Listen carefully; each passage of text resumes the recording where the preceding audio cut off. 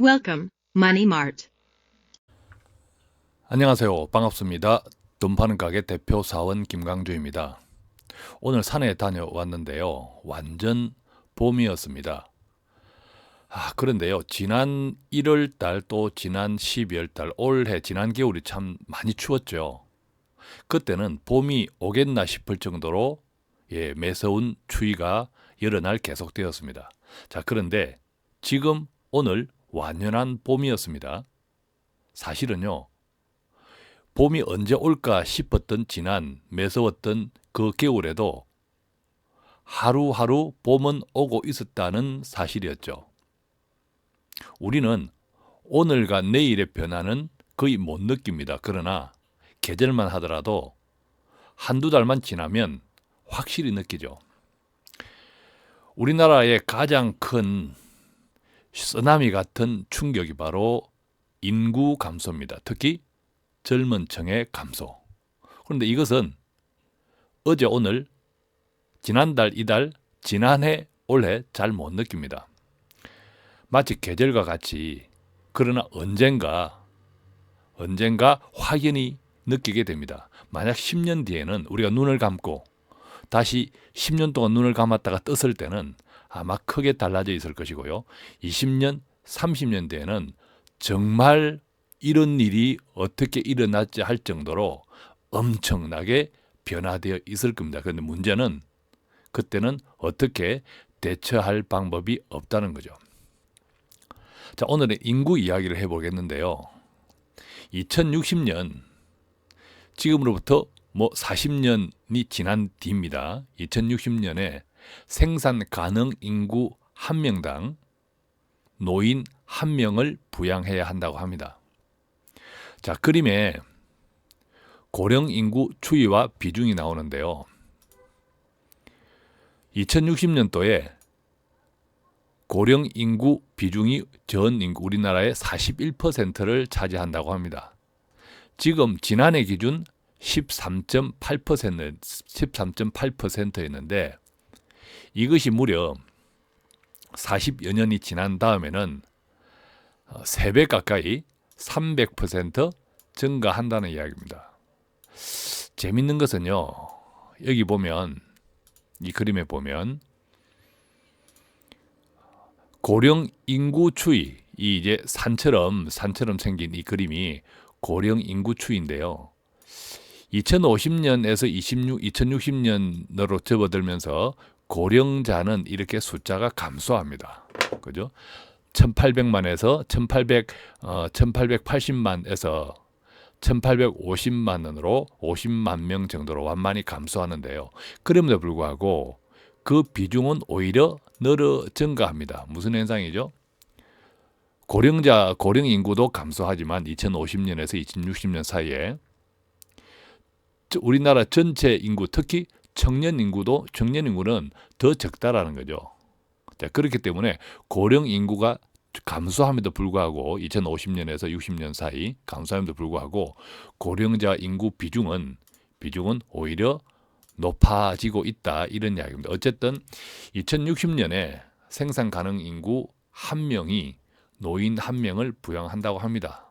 정확하게는 지난해 2017년 노인 부양 비율이 생산 가능 인구 5.3명이 노인 1명을 부양했다고 하면 2060년에는 생산 가능 인구 약 1.2명이 노인 1명을 부양하는 구조가 된답니다.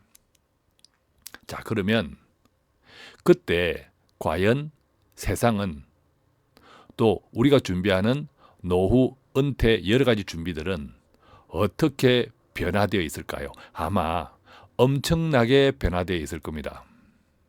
물론 2060년에 이런 현상이 벌어진다고 할 때 그러면 2060년에 가서 모든 것이 달라질까요? 아니겠죠.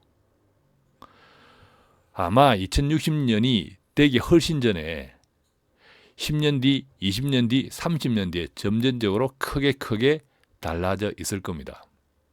그러니까 지금 은퇴를 준비하는 40대, 50대 이 분들은 10년, 20년, 30년 뒤에 세상이 어떻게 변화되어질 것인가를 잘 생각해 보면서 준비해야 된다는 겁니다. 50대, 60대도 마찬가지입니다. 지금 우리가 100세 시대라고 하면 앞으로 50대, 60대도 40년, 50년을 삽니다. 이미 2060년 인구 쓰나미, 그죠? 인구 감소, 청년 인구 감소 쓰나미에 지금의 은퇴를 적극적으로 준비하는 세대조차도 크게 영향을 받을 수밖에 없다는 이야기입니다. 돈 파는 가게를 구독하는 당신은 정말 멋쟁이입니다.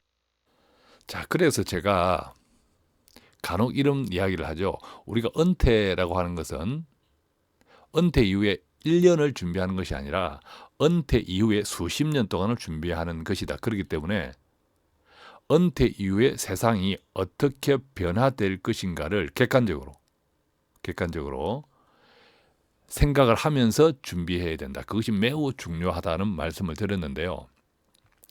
자, 이제 좀 더 구체적으로 보면, 자, 그때 2060년에 우리가 노인 부양, 생산 가능 인구 한 명이 노인을 한 명을 부양한다고 할 때 세금은 얼마나 오를까? 여기에 세금은 준재소 포함입니다. 예를 들면 국민연금 보험료, 또 건강보험료, 이런 등등의 준조세를 포함해서 그때 세금은 얼마나 오를까 한번 살펴볼까요?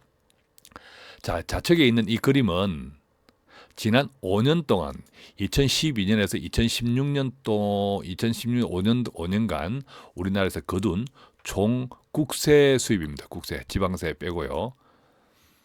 지지난해 2016년도에 총 230조 원을 거두었네요. 많이 거두었다 그죠? 지난해 2017년에는 한 265조 원 정도 거두었습니다. 230조 원에서 뭐 10%가 넘는 세수 증가가 되었죠. 여기에서 우리가 노인 부양 비율이 나중에 2060년 기준 지금보다 약 5배가 증가한다고 하면 이 노인 부양비가 거의 세금으로 충당된다고 할 때, 자, 보십시오. 우리 노인 부양비는 앞으로 점점 증가할 겁니다. 왜냐하면 노인 부양비를 구성하는 기본적인 것은 생활비, 그죠? 기본 생계비, 뭐 생활비, 그 다음에 의료비, 그 다음에 요양비. 이렇게 이제 세 가지로 구성될 건데, 자, 생활비는 뭐 그대로 간다 하더라도 의료비는 계속 증가하겠죠. 왜냐하면 노인들이 많아지면 당연히 생로병사, 병원 가는 일도 많아지죠. 또 이제 노인들이 오래 살아지니까 오래 살 때 우리가 계속 건강에만 살면 좋은데 이게 그렇지 않다는 게 경우죠. 이제 병원에서 요양 생활을 많이 하게 된다. 그래서 장기 요양 보험도 우리가 건강보험에 포함되어 있지 않습니까? 자, 이런 생활비뿐만 아니라 생활비도 이제 당연히 늘어나겠죠. 장수하니까. 그 다음에 병원 가는 일도 많으니까 의료비도 증가하겠죠. 다 병원에서 요양해야 하는 일도 많으니까 요양비도 증가하겠죠. 자, 이것들 결론 노인 부양비는 지금보다 1인당 노인 부양비는 계속 증가한다는 거죠. 자, 1인당 노인 부양비는 계속 증가하고 또 노인 부양 비율이 경제활동 인구 비율 지금보다 약 5배로 증가한다고 하면 자, 대체로 우리 국세, 이 총국세에서 소득세가 차지하는 비율, 이 소득세가 차지하는 비율이 약 한 30% 정도 됩니다. 자, 기본적으로는 우리가 세금 내는 세금도 여러 가지가 있죠. 지금 우리가 이제 소득세를 보고 있지만 뭐 법인세, 또 상속증여세, 종합부동산세, 부가가치세, 교통, 에너지, 환경세가 있습니다. 이 세금, 총국세에서 가장 큰 비중을 차지하는 것들이 소득세, 법인세, 그리고 부가가치세입니다. 그죠? 자, 우리가 계속 노인 비율이 높아지면 부가가치세가 늘어날까요? 줄어들까요? 아무래도 경제 활동 자체가 활력이 떨어지면 부가가치세는 낮아질 수 있겠죠. 자, 법인세는 어떨까요? 법인세도 마찬가지로 어떤 법인들이 뭐 수출 기업들은 또 해외에서 수출하면서 더 좋아질 수 있는지 모르겠지만 노인 비율이 많아진다는 것은 경제적인 활력이 떨어진다고 보면 또 국내 내수 기업들 중심의 법인세는 소득이 적으니까 아마 줄어들 수도 있을 겁니다. 자, 소득세는 어떨까요? 소득세 역시도 뭐 마찬가지일 수 있겠죠. 소득세 역시도. 자, 소득세는 우리가 직장에서 받는 근로 급여에 대한 근로소득세, 갑근세라고 이야기하죠. 갑정근로소득세. 또 뭐 자영업 하시는 분들 이렇게 종합소득세, 또 이자 배당소득세, 또 은퇴 후에 받는 연금도요 세금 냅니다. 자, 연금소득세. 뭐 또 집을 팔고 살 때 양도소득세 등등 많은 많은 항목으로 구성된 것이 소득세인데, 우리가 노인 부양 비율이 약 5배 증가한다고 할 때 이 소득세, 그죠? 물론 뭐 우리가 모든 세금을 가지고 노인 부양에만 다 쓰는 건 아니겠죠. 예를 들면 뭐 공무원 월급도 나가야 되고, 또 뭐 도로 관리도 해야 되고, 세금으로 써야 될 일이 얼마나 많습니까? 자, 그런데 정말 우리한테 직접적으로 영향을 주고 있는 줄 수밖에 없는 소득 부분, 1인당 소득 부분에서의 지금 현재 소득세 비율 약 30%인데, 이것들이 앞으로 우리가 계속 소득세 자체가 증가할 수 있다 없다? 당연히 증가하겠죠. 구체적으로 지금 어떤 계산을 구체적으로 따질 수는 없겠지만, 대체로 우리가 OECD 유럽 선진국들이 거의 뭐 소득에서 총소득에서 이렇게 준조세 포함 한 50% 정도를 떼인다 하지 않습니까? 물론 그렇게 뗀 세금 중에 세금을 낸 사람들이 나중에 은퇴 때 돌려받는 여러 가지 연금으로 돌려받는 것들, 또 마찬가지로 의료비, 뭐 요양비 등등으로 돌려받는 것들이 많다 하더라도, 어쨌든 우리가 소득세가 지금보다 최소 2배 내지 3배 이상은 증가할 수밖에 없겠고, 근로소득뿐만 아니라 연금소득세라든지 또 여러 가지 종합소득세, 또 이자 배당소득세 등등 부가 많을수록, 소득이 많을수록 당연히 그 소득세는 훨씬 증가할 수밖에 없다는 것은 아마 누구라도 쉽게 짐작할 수 있으리라 생각됩니다. 자, 그래서요, 우리의 노후는 지금 40대, 50대뿐만 아니라 50대, 60대조차도 우리의 노후는 이 저출산 쓰나미가 굉장히 영향을 미칩니다. 단순하죠? 대한민국은 초저출산 국가입니다. 내는 사람은 점점 줄어들고 받는 사람은 늘어납니다. 어떤 것을 내는 사람이 줄어들까요? 국민연금. 그죠? 4대 직역연금이라고 하는, 우리가 또 공무원, 사학, 군인, 별정, 우체국, 연금 등등 이 공적연금들 내는 사람은 점점 줄어듭니다. 총 세금 자체를 내는 사람은 줄어든다는 이야기입니다. 경제활동 인구가 줄어드니까. 자, 받는 사람은 늘어납니다. 노령인구가 늘어나니까. 과연 이 구조가 앞으로도 계속 지속 가능할까라는 거죠. 직접적으로는 노후를 위해 우리가 준비하는 각종 예금 및 저축, 이것들이 갈수록 크게 늘어나는 세금을 이길 수 있을까라는 겁니다. 어쩌면 지금 우리는요, 황금알을 낳는 그 위의 배를 가르고 있는지도 모르겠습니다. 황금알을 낳는 거위가 누구죠? 바로 청년들입니다.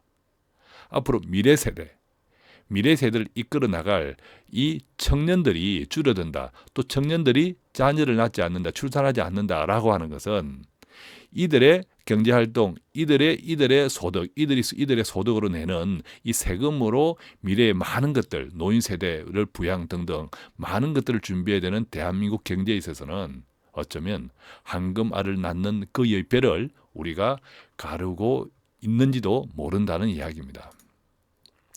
자, 국민연금 구체적으로 볼까요? 국민연금 가입자 본격 감소합니다. 2007년도 12월 달에 국민연금 가입자 수가 감소했습니다. 그러나 이것은 이미 예견되었던 결과인데요. 2017년 6월 달 국민연금 연구원이 국민연금 중기 재정 전망이라는 연구 보고서에서 이렇게 이야기했죠. 저출산의 영향으로 국민연금 전체 가입자는 2019년부터 감소될 것. 2019년부터 감소될 것이라고 국민연금에서 연구 보고서에서 예측을 했는데 2년 앞당겨진 겁니다. 2017년 2월 달에 12월 달부터 국민연금 가입자 수가 감소하기 시작했습니다. 자, 내는 사람은 줄어들고 받는 사람은 늘어나는 현실. 이 2016년 대비 국민연금이 고갈 시점 국민연금 이제 기금 고갈 시점은 왜 2065년이라고 그전에 한번 발표가 나왔는데 이 국민연금 기금이 고갈되는 것에 좌우하는 큰 영향을 주는 두 가지 팩트가 있는데 하나는 인구입니다. 그죠? 인구. 두 번째는 뭐죠? 국민연금 기금 운용 수익률이죠. 국민연금 운용 수익률이 그 몇백조 원 되는 국민연금 운용 기금 수익률을 아주 높이면 인구가 감소하더라도 유지할 수는 있겠죠. 그러나 그것은 불가능. 자, 두 번째, 국민연금 기금 운용 수익률을 원래 목표대로 계속 가져간다 하더라도 인구가 더 늘어나면, 즉 국민연금 보험료를 내는 사람이 늘어나면 또는 반대로 받는 사람이 줄어들면 또 가능하겠죠. 그렇지만 늘어나는 것은 늘어나지 않고 받는 사람은 오히려 줄어들지 않고 늘어난다면, 이것이 우리가 현실이라고 한다면 국민연금 기금 고갈 시점도 지금보다 더 앞당겨질 수 있다라는 겁니다. 자, 그렇다면요, 이 같은 현상이 몇십 년 뒤에 닥칠까? 아니요. 지금 닥치고 있습니다. 지금 그림에서 보면 각 연령대별 경제활동 인구 추이가 나오는데요. 2017년 지난해에 이미 20대의 경제활동 인구가 60대보다 적어졌습니다. 그림에 나오죠. 2016년도에는 20에서 20, 즉 20대의 경제활동 인구가 겨우 60대 이상보다 약간 초월했는데, 높았는데 2017년도에 들어서 완전 역전이 되었습니다. 그죠? 역전이 되었습니다. 무슨 이야기입니까? 대한민국이 팍팍 늙어가고 있다는 거죠. 2017년도 20대 경제활동 인구가 60대 경제활동 인구보다 적었다라는 사실은요, 사상 최초입니다. 그러니까 우리가 이 인구 저출산 이 쓰나미가 몇십 년 뒤에 완전 닥치지만 이미 우리는 1년, 2년 이 현상을 느끼고 있다는 겁니다. 이 현상이 나타나고 있다는 겁니다. 마치 지난 12월 달, 1월 달 그 추웠던 겨울 언제 봄이 올까 싶었는데 그때도 분명히 봄은 하루하루 다가오고 있었던 것처럼 말입니다. 청년 실업 문제도 갈수록 악화되고 있습니다. 이것은 보도에 계속되어지는 보도에 따라 다지고 있는 내용이시지만 조금 더 팩트 중심으로 한번 살펴보면요. 임금 근로자도 연령대별 비정규직 비율, 자, 20대 청년의 비정규직 증가율이 1등입니다. 2017년 기준으로 2017년 지난해 기준 비정규직 비율이 청년층에서 35.7%예요. 자, 이것이 어떤 의미냐 하면 2003년을 비교해 보면 지금으로부터 한 14년 전 비교해 볼 때 2003년도에 청년층의 비정규직 비율이 32.8%였는데 이 14년이 흐른 지금 오히려 더 악화됐다는 거죠. 자, 30대, 40대, 50대, 이 30대, 40대, 50대 경제활동 인구 왕성하게 일하는 이 인구에서는 비정규직 비율이 다 낮았습니다. 한결같이 보면 30대는 26%에서 지난해 20%, 또 40대는 2003년도 31%에서 지난해 26%, 또 50대는 2003년도 40%에서 지난해 33%. 그런데 유독 청년층만 연령대별 비정규직 비율이 2003년 14년 전에 비해서 오히려 높아졌다는 겁니다. 무슨 이야기입니까? 점점 청년들의 취업 조건 자체도 14년 전에 비해서 훨씬 악화되어 있다라는 사실이라는 거죠. 청년들이 정말 결혼을 하지 않으려고 합니다. 더군다나 설령 결혼을 하더라도 출산을 거부한다고 합니다. 자, 최근 시사저널이 20대를 만나서 인터뷰를 해봤는데요. 대체로 이런 말들을 했다고 합니다. 안 낳을 거야. 안 낳아서 망하는 것이 아니라 망할 세상이니까 안 낳는다. 자, 헬조선, 뭐 청년들이 자주 쓰죠. 헬조선에서 겪는 고통, 자식의 대물림하기 싫다. 뭐 어차피 한국 사회는 지금보다 나아질 가망성이 없기 때문에 내 자녀에게 지금보다 더 힘든 세상을 대물림하기 싫다는 이야기입니다. 힘든 세상에 태어나게 하는 것도 부모로서 죄짓는 것 같은 이야기죠. 자, 국가 입장에서는 저출산 문제가 심각하다지만 나 개인에게 닥친 문제는 아니야. 사실은 이것은 잘못된 생각이긴 하죠. 저출산 문제가 국가 입장의 전체 문제지만 사실 나 개인의 문제들이 합해져서 국가 전체의 문제가 된다는 거죠. 자, 어떤 친구는 또 이런 이야기를 했습니다. 태어날 내 아이는 나보다 힘들게 노인을 부양해야 하니 못나. 어떤 의미에서는 2060년도에 지금보다 노인 부양 비율이 훨씬 5배로 높아지니까 조금 전에 이 친구가 이야기했던 태어날 내 아이는 나보다 힘들게 노인을 부양해야 하니 못나. 그죠? 맞는 이야기일 수도 있죠. 그러나 한 사람 한 사람이 다 거부해버리면, 그죠? 모든 공멸, 모든 불편, 모든 힘든 것들은 어차피 또 다 부메랑처럼 각 개인에게 돌아갑니다. 그런데 이것을 지금 현재 사실은 어떻게 할 방법이 없는 거죠. 자, 그래서 이 전국 15세 39세 남녀 2,500명을 이 한국 청소년 정책연구원에서 이제 설문조사를 해보았더니 41.4%가 결혼을 망설였다. 또 결혼한다 하더라도 42.4%가 자녀를 가질 수도 있고 안 가질 수도 있다. 무슨 이야기입니까? 15세 39세 사이에 남녀 2,500명 가운데 뭐 결혼을 할뚱말뚱 뭐 그 절반에 가깝다는 이야기고, 결혼을 하더라도 자녀를 뭐 가질 뚱말뚱 이것도 한 절반에 가깝다는 거죠. 그러니까 지금 현재 우리가 초저출산 대한민국이지만 앞으로도 초저출산 이 문제가 해결될 기미는 거의 지금 현재 없다. 현실적으로도 2017년 혼인 건수가요, 작년보다 2016년보다 6.1%나 감소했다고 합니다. 그러니까 우리가 지금도 저출산 문제지만 이 저출산이 언제 역전될지, 언제 다시 회복될지 아직은 까마득하게 갑갑하다는 이야기입니다. 그러다 보니까 점점 노인이 많아지는데 요즘 이 방송 듣는 노인이라고 생각하시는 분들 한번 생각해 보십시오. 경로 있습니까? 경로 사상 없어졌습니다. 이제는 오히려 노인을 혐오하는 혐노라는 말이 오히려 더 늘어나고 있습니다. 자, 이 사진 그래픽 보시죠. 보시면 정말 대화가 안 통해. 노인 복지가 늘어나면 청년 부담만 크죠. 정말 싫다 싫어. 노인 때문에 일자리 더 감소할 걸. 누구들의 이야기입니까? 청년들의 이야기입니다. 자, 그래서 청년의 56.6%는 노인 일자리 증가로 청년 일자리 감소가 우려된다고 생각하고 있고요.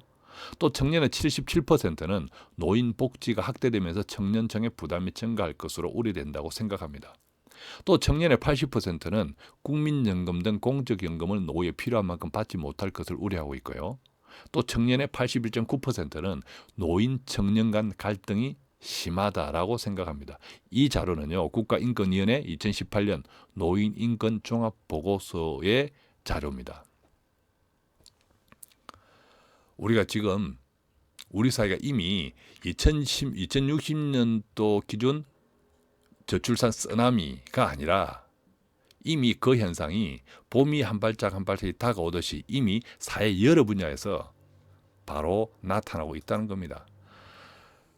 결론, 1인 기구도 그로 인해서 1인 가구도 굉장히 증가하고 있습니다. 전체 2인 가구 비중이 26.1%, 35%로 증가했다고 하는데요. 자, 그래서 1인 가구와 2인 가구를 합하면 71.3%, 71.3%가 2045년 통계 기준, 그죠? 2045년 통계 기준으로 전체 2인 가구 비중도 지금 현재 26.1%에서 35%로 증가하고 또 1인 가구도 47.7%로 증가해서 나중에 2045년이 되면 1인 가구와 2인 가구를 합한 숫자가 그 비율이 무려 71.3%에 이른다고 합니다. 71.3%에 이른다고 합니다. 돈 파는 가게 단골이 되시면 매일매일 신선한 돈 되는 정보가 배달됩니다. 자, 이렇게 이제 이런 이야기들을 하면 자, 2045년도에 1인 가구 36.3%, 또 뭐 2인 가구 35% 이렇게 합했을 때 71.3%가 야, 2045년에 뭐 이렇게 1인 플러스 2인 가구네. 그러면 어떤 생각을 합니까? 아마 임대 소득, 뭐 다가구 주택, 원룸 뭐 이런 것들이 좋겠네. 이렇게 생각하실 수 있겠죠. 그러나요. 이따가 또 이야기하겠지만 지금 현재 많은 아파트들이 방 3개입니다. 그죠? 그런데 1인 가구, 2인 가구가 특히 1인 가구가 크게 증가하면 방 3개 빕니다. 이 그림에 보면요. 65세 이상 가구도 급격하게 증가합니다. 그죠? 즉, 방 3개짜리에 노인 1명만 사는 가구가 증가할 수 있다는 겁니다. 나머지 방들은 어떻게 할까요? 나머지 방들은 굳이 원룸 다세대를 짓지 않아도 나머지 방들은 지금 뭐 에어비앤비나 또 소셜 하우스 이런 등등처럼 리모델링해서 나머지 방들을 내어줄 겁니다. 그러니까 단순히 1인 가구, 2인 가구 증가하겠네? 그러니까 원룸 다가구가 괜찮겠네? 아니라는 겁니다. 이미 기존에 있는 아파트들이 리모델링해서 1인, 2인 가구의 수요로 다시 렌탈, 월세 나간다는 겁니다. 그것만 해도 넘칠 수 있다. 이런 이야기죠. 자, 그래서요. 지난 10년 동안 보면 정말 한국 경제 많이 아쉽습니다. 지난 10년 동안에 세계는 호황이었죠. 물론 IMF 이후, 글로벌 금융 위기 이후 세계는 계속 아주 뭐 경제적인 돈을 쏟아부으면서 경제를 이제 부흥시켰는데 덕분에 이제 세계 경제는 계속 이제 호황이었는데 한국 청년만 일자리 가뭄에 시달렸습니다. 청년 실업률이요. 미국은 17.6%에서 10.4%로 크게 낮아졌고 일본은 9.2에서 5.2, 그런데 한국만 유독 8.1에서 9.8%로 증가했습니다. 자, 한국 기업, 해외에 나가 있는 한국 기업의 해외 직원 숫자가 300만 명 정도라고 하는데 이것은 국내 청년 실업자 수의 6.5배나 된다고 합니다. 야, 그러면 국내에서 잘해주지 왜 외국 나가게 해? 또 이렇게 생각하시는 분들 계시겠지만 이미 한국뿐만 아니라 세계 많은 기업들은 그 국내보다 임금이 싼 해외로 공장을 많이 이전해 갔습니다. 그러니까 이것은 특히 이제 수출 주도국인 한국 입장에서는 수출 경쟁력을 높이기 위해서 임금 싼 쪽으로 옮겨갈 수밖에 없던 많은 현상들이라는 거죠. 그럼 임금을 그러면 더 낮출 수도 없잖아요. 그죠? 이미 소득과 모두 소비가 증가되어 있는데 그것은 뭐 불가능한 이야기죠.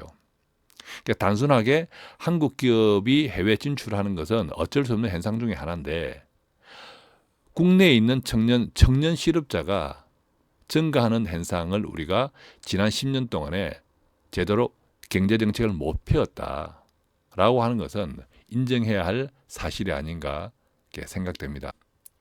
그래서 오히려 저는 한국 기업, 특히 대기업들이 정말 국내 청년 실업의 문제에서 책임이 없냐라는 생각을 해봅니다. 자, 최근에 카카오 택시 콜비 논란이 많이 불거지죠. 자, 카카오 택시 다 알고 계시잖아요. 그죠? 이 카카오 택시가 무료였습니다. 택시를 부르는데. 그런데 콜비를 받겠다. 최대 5,000원까지 받겠다. 뭐 심야 시간에 택시 잡기 힘들 때 콜비를 높이 부르면 달려가겠다 이 이야기인데 자, 카카오 택시, 카카오는 우리나라에 지금 공룡기업이 되어가고 있습니다. 자, 카카오 택시가 등장하면서 어떤 택시들이 망했죠? 그 전에 있었던 콜 택시가 망했습니다. 1,000원, 2,000원 더 제가 기억할 때는 1,000원을 더 내었던 것 같아요. 우리 집 앞에 콜 택시를 불렀을 때. 근데 그 콜 택시가 카카오 택시로 인해서 완전 멸망했습니다. 자, 그러면 서민들한테는 괜찮죠? 콜 비용 없어졌으니까. 이제 이 카카오 택시가 콜 택시 업계를 멸망시키고 독점 기업이 됐는데, 자, 독점 기업이 되고 난 이때 이제 콜비를 최대 5,000원까지 올린다고 합니다. 어떻습니까? 바로 독점 기업의 탐욕, 이 자본주의 독점은 정말 없어져야 해요. 이 독점은 이렇게 서민들을 그냥 병 주었다가 약 주었다가 아니라 약 주었다가 병 주었다 합니다. 정말 이제 규제 핵파 규제 개혁의 필요성이 정부가 이 카카오 택시 콜비 논란으로 인해서 깊게 깨달아야 하는데요. 예를 들면 그런 거죠. 우리는 왜 우버 택시를 사용하지 못하는가? 우버 택시를 좀 과감하게 인정해주면 문제가 없는 제도가 어디 있습니까? 다 문제는 있죠. 그 문제를 최소화시키는 것이 정책의 힘이라는 거고요. 문제 없는 제도는 없습니다. 자, 우버 택시도 많은 문제가 있겠지만 또 반대로 뭐 유럽의 여러 나라들은 우버 택시를 아주 잘 사용합니다. 또 사용하지 않는 나라도 물론 있죠. 자, 우버 택시를 활성화시키면 사용하게 하면 또 많은 서민들이 자신의 차량을 이용해서 새로운 소득을 올릴 수 있습니다. 물론 기존 택시 업계하고의 마찰도 있겠죠. 그렇지만 지금처럼 이 카카오 택시가 독점을 하면서 이 카카오 택시 일방적으로 2,000원, 5,000원의 콜비 유료화선을 하는 일은 없을 거라는 거죠. 이 규제 핵파가 되면 더 많은 일자리가 생깁니다. 더 비용이 저렴해질 수 있습니다. 또한 더 높은 서비스를 받을 수 있습니다. 그래서 정부는 정말 이 카카오 택시 사태로 인해서 규제 핵파의 필요성 좀 적극적으로 생각해 주면 좋겠습니다. 자, 지금 우리는 앞서도 이야기했지만 거위의 황금알을 낳는 거위배를 가르고 있을지도 모릅니다. 그러면 결론 모두가 망합니다. 정부는요, 과감한 규제 개혁해 주셔야 되고 청년들이 정말 결혼을 할 수 있도록 그리고 출산을 할 수 있도록 편안하게 만들어 주어야 합니다. 우리가 가족 정말 소중하지 않습니까? 자, 어떤 의미에서는 지금 우리가 시니어 장년 세대들도 사랑해서 결혼했고 좋아해서 결혼했지만 그 사랑, 그죠? 뭐 결혼하고 뭐 얼마나 오래 갑니까? 그렇지만 지금까지 가정을 꾸려왔고 버텨왔던 힘 중에 하나는 자녀였다는 거죠. 그리고 이제 자녀들이 어른이 되고 또 나중에 보니까 그래도 여보당신하면서 잘 살아왔네 하면서 다시 조금 성숙된 사랑이 회복되면서 노후를 같이 보내잖아요, 그죠? 그만큼 이 자녀가 중요합니다. 자, 그래서 이 정부는 청년 주거 및 고용 정책을 확대할 수 있도록, 그죠? 그래서 청년 고용과 육아 지원을 지원하는 기업에 대해서는 적극적인 지원이 필요하다는 거죠.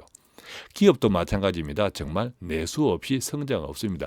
세계 수출 이런 경제, 글로벌 경제는 점점 치열하지 않습니까? 관세 전쟁 뭐 최근에도 국내 기업이 국내에서의 내수 경제 회복 없이는요. 해외의 수출도 여러 가지 조건이 힘듭니다. 우리가 기존 우리 국내 그 뭐 자동차도 마찬가지고 핸드폰도 마찬가지, 스마트폰도 마찬가지인데 외국보다 국내가 비싸지 않습니까? 그죠? 왜 국내에서 이익을 남겨서 해외 수출할 때 조금 힘들더라도 그 전체로 치면 그것들이 이제 한국의 수출 기업들이 여태까지 해왔던 일입니다. 현실이죠. 사실이었잖아요. 따라서 이 대기업들이 보다 적극적인 소득 분배에 앞장서야 된다고 생각을 합니다. 자, 지금 또 같이 보는 자료는요. 지난 19년 동안, 즉 1997년에서 2015년 동안 세목별 소득 및 세 부담률 증가 비교인데요. 자료는 나라살림연구소에서 가져왔습니다. 깜짝 놀랄, 정말 이거 한번 우리가 깊이 생각해 보셔야 돼요. 지난 1997년에서 2015년, 지난 19년 동안 법인 소득은 532%가 증가했는데 그 법인 세수는 377%가 증가했습니다. 무슨 말입니까? 지난 19년 동안 법인 소득이 증가한 만큼 법인 세수는 법인 소득 증가율에 훨씬 못 미치게 법인 세수가 증가했다는 겁니다. 더 깜짝 놀랄 일은요. 자, 법인 소득은 증가한 만큼 법인세는 훨씬 덜 거두었는데 이 가계 소득은 지난 19년 동안 152%가 증가했습니다. 그런데 이 가계 소득에서 부담한 소득 세수는 무려 2배, 308%나 증가했다는 사실입니다. 어떻게 느끼십니까? 자, 지금은 요즘 뭐 법인세가 많다 적다 하는데요. 지난 19년 동안 법인 소득이 증가하는 것만큼 법인 세수는 훨씬 적게 증가했고요. 반대로 이 서민 경제 가계 소득은 152% 증가하는 동안 무려 2배가 넘는 소득 세수 308%가 증가했다는 현실입니다. 나라 살림 누가 책임져 왔습니까? 바로 가계에서 책임져 왔다는 이야기입니다. 법인세 조세 부담률도요. 김대중 정부 27%, 노무현 정부 23%, 갈수록 떨어지죠. 이명박 정부 20%더 떨어졌습니다. 박근혜 정부 18% 떨어졌습니다. 자, 그런데 개인이 부담했던 서민 강제 가정에서 부담했던 소득세 조세 부담률 볼까요? 김대중 정부 4.7%, 노무현 정부 5.4%, 이명박 정부 6%, 박근혜 정부 6.9% 점점 올라갔습니다. 어떻게 생각하십니까? 정말 단순하게 기업의 경제 활성화를 위해서 법인세 낮춰야 한다. 단순하게 생각하면 그렇게 생각할 수 있지만 좀 길게 늘어뜨려서 그동안 한국 경제를 누가 더 많이 부담해 왔느냐라고 생각할 때 정말 한국의 대기업들 지금 당장의 이익 지금 당장에 대처 도접하면 따질 것은 아니다라는 이야기입니다. 지금까지 축적해왔던 그 부를 정말 한국 내수 경제 또 청년들의 이 주거 또 고용 정책 확대에서 저출산 문제 첫 번째 책임을 가져야 될 것이 바로 정부 플러스 기업이란 사실을 꼭 생각해 보면 좋겠습니다. 시니어들도 마찬가지로 작년 세대들도 이 좀 비켜서는 리더십을 좀 가지면 좋겠습니다. 제가 이제 뭐 이렇게 가입되어 있는 이런 단톡방, 단체 카카오톡방 이런 속에서도요. 그분 뭐 이렇게 분명 우리가 존경할 만하고 대단하신 어르신들 많아요. 자, 그런데 계속 박수를 받고 싶어 하세요. 뭐 이렇게 멋진 사진 계속 올리시고 뭐 대단한 또 강연 사진 계속 올리시고 그러면 청년들은 막 이렇게 댓글을 달죠. 어머 멋있어요. 정말 존경스럽습니다. 그것도 한두 번이라야지. 계속 올리면 청년들 조금 짜증냅니다. 이제 여태까지 박수를 받았으니까 조금 이제 지금도 잘 나가시더라도 조금 비켜서서 그죠? 잘 나가시면 오히려 지갑을 푸는 게 낫죠. 그것이 바로 비켜서는 리더십. 여태까지 탁월했던 경험을 정말 청년들한테 헌신적으로 좀 지원, 서포트 해주시고 그래서 이 청년들이 정말 살아날 수 있도록 도와주는 것이 바로 비켜서는 리더십, 바로 시니어들이 해야 될 일이 아닌가라는 생각이 드는 거죠. 왜냐하면요, 청년은 지금까지 우리가 이야기했지만 지금 시니어들의 안정적인 노후를 보장하는 절대 조건이 바로 청년이라는 사실입니다. 또한 반대로 청년들은요, 정부 정책 적극 활용하십시오. 어쨌든 정부는 계속 청년들을 향해서 좋은 정책들을 펼쳐 나가고 있습니다. 그리고 청년들은 정말 종잣돈 마련이 중요합니다. 다들 자기가 좋아하는 일들이 있지 않습니까? 자기가 좋아하는 일에서 잘하는 것이 중요한데 그러려면 종잣돈이 정말 중요하죠. 꼭 대기업 적성에 맞아서 가는 것이 아니라면 최근에 이제 정부가 발표한 뭐 중소기업에 가면 1년에 1,000만 원씩을 얹어주겠다. 이거 적극 활용하면 좋겠습니다. 이거 적극 활용하면 좋겠다는 거죠. 왜? 일단 돈이 있어야 제가 지난 방송에도 이야기했지만 뭐 그거 잘 활용해서 한 4년 동안 예를 들면 1억 가까운 돈을 벌 수 있다면 그것으로 자기가 좋아하는 일을 할 수 있는 충분한 미천이 저는 된다고 생각하거든요. 청년 주거 지원 정책이나 청년 고용 지원 정책이나 이런 것들 정말 정부 정책을 잘 적극적으로 활용하면 좋겠습니다. 동시에 또한 적극적인 자기 개발은 필수겠죠.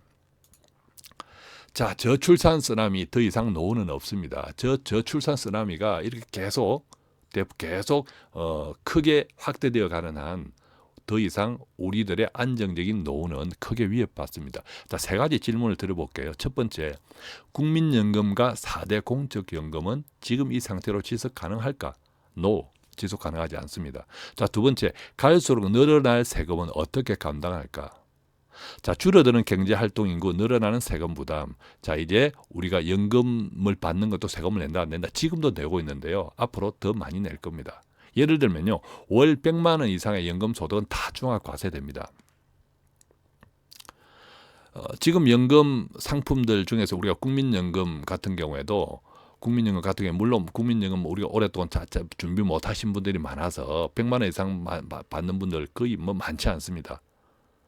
자, 국민연금도 연간 900만 원을 초과하면 또 세금이 붙고요. 종합과세로 넘어가고요. 마찬가지로 4대 공적연금도 마찬가지고요. 또 우리가 절세 상품으로 인기 있는 뭐 연금저축 계좌, 연금저축 펀드 이런 쪽들도 그죠?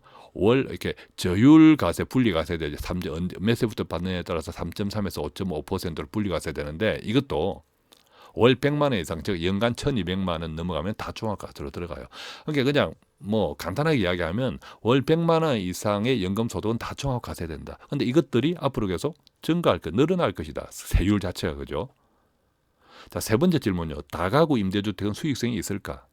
자, 다가구 임대주택 아까 이야기했지만 1인 2인 가구가 많아진다. 그러니까 다가구 임대주택 괜찮겠네. 단순하게 생각하면 그런데요. 자, 지금 노인 인구가 급격하게 많아집니다. 거의 뭐 2, 30년 뒤면 절반이 노인입니다. 그죠? 절반이. 그렇다면 이 노인들이 지금 시니어들이 생각하는 것이 뭡니까? 가장 쉽게 생각하는 것이 다가구 임대주택입니다. 저 공급은 많아진다는 거죠. 그런데 이것뿐입니까? 자, 기존의 아파트 지금 방 세 칸짜리 아파트가 다 리모델링해서 소실하우스, 쉐어하우스라고 하죠. 여러 명이 같이 쓰는 하우스로 개조되든지 아니면 지금 에어비앤비처럼 방 한두 칸을 내어줄 거예요. 그죠? 굳이 다가구 임대주택이 없더라도 지금 아파트를 그렇게 리모델링해서 사용하는 것만으로도 청년 인구는 줄어들고 있으니까 이 수요를 채우고도 남을 수도 있습니다. 그래서 다가구 임대주택을 통해서 은퇴 소득을 얻어야겠다. 굉장히 위험하다는 겁니다. 제가 뭐 다른 방송에서 이야기했지만 은퇴 소득의 가장 우선적인 조건들이 있습니다. 그것을 먼저 채우고 그것에 채워지면 그 다음 것을 채우고 그것도 채워지면 그 다음 것을 채우고 꼭 생각하실 때 가장 마지막으로 여유가 있을 때 생각해야 되는 것이 바로 다가구 임대주택입니다. 그만큼 리스크가 크다는 겁니다. 자, 그래서 은퇴 준비를 위한 필요 충분 조건은 세 가지입니다. 첫 번째, 움직일 수 있을 때까지 돈을 번다. 어쩔 수 없죠. 두 번째, 지금은 물론 지금도 투자해야 되지만 은퇴 이후에도 계속 투자할 수 있어야 합니다. 몇십 년 동안입니다. 세 번째, 당연히 절세와 비과세 상품의 비중을 많이 늘려야 합니다. 자, 어떻습니까? 저출산 쓰나미 우리의 노후를 아주 걱정스럽게 합니다. 우리는 어쩌면 황금 알을 낳는 그 이의 배를 지금 가르고 있을지도 모릅니다. 어떻게 준비하시겠습니까? 자, 돈 파는 가게 오늘도 돈 되는 정보를 배달하기 위해서 최선을 다하고 있습니다. 이 방송 들으시고 궁금한 내용이나 기타 도움받기 원하시면 전화 02-5360-153 또는 카카오톡에서 돈 파는 가게 검색하셔서 돈 파는 가게 머니 슈퍼마켓 플러스 친구에서 친구 몇 개 하셔서 1대1 채팅을 통해서 질문해 주시면 아는 범위 내 최대한 도와드리겠습니다. 고맙습니다.